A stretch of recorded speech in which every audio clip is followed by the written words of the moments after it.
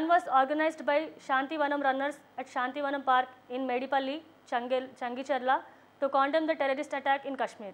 Afterwards, they observed silence to express their sympathy to the families of the deceased. On this occasion, the members of Shantivanam runners said that terrorism should be eradicated in the country. For this, all Indians should unite.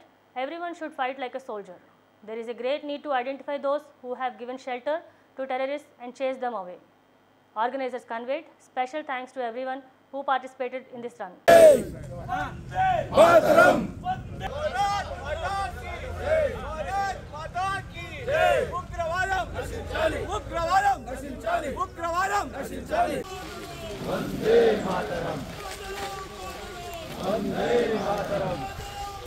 रंग रंग पुव्वुलम भारत माता बिड्डलम देश की रक्षा कौन करेंगे हम करेंगे जय श्री राम उग्रवादम नशिंचाలి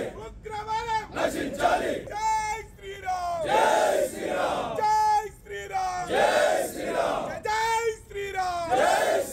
भारत माता की దేశంలో ఉండాలంటే వందే మాతరం పాడాల్సిందే ఈ దేశంలో ఉండాలంటే వందే మాతరం పాడాల్సిందే జై శివాజీ జై శివాజీ ఉగ్రవాదం నశించాలి భారత్ మాతా కీ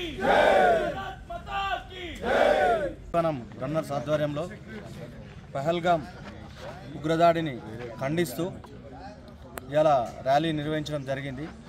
ప్రతి ఒక్కరం మన ఇంటిలో జాతీయ భావాన్ని పెంపొందించాలి.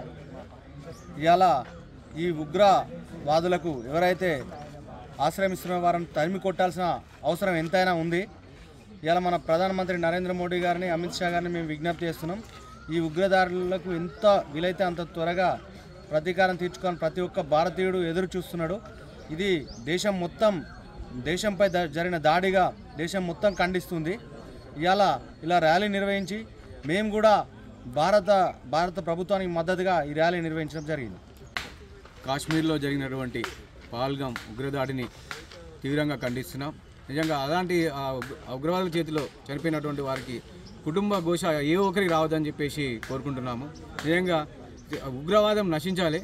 ఈ ఉగ్రవాదులను ఇలాంటి మున్ముందు జరగకుండా మన భారతీయులందరం ఏకం కావాలి, ఏకమై పోరాడాలి. ప్రతి ఒక్కరు ఒక సైనికులై ముందుకు పోరాడాలని చెప్పేసి కోరుకుంటున్నాము.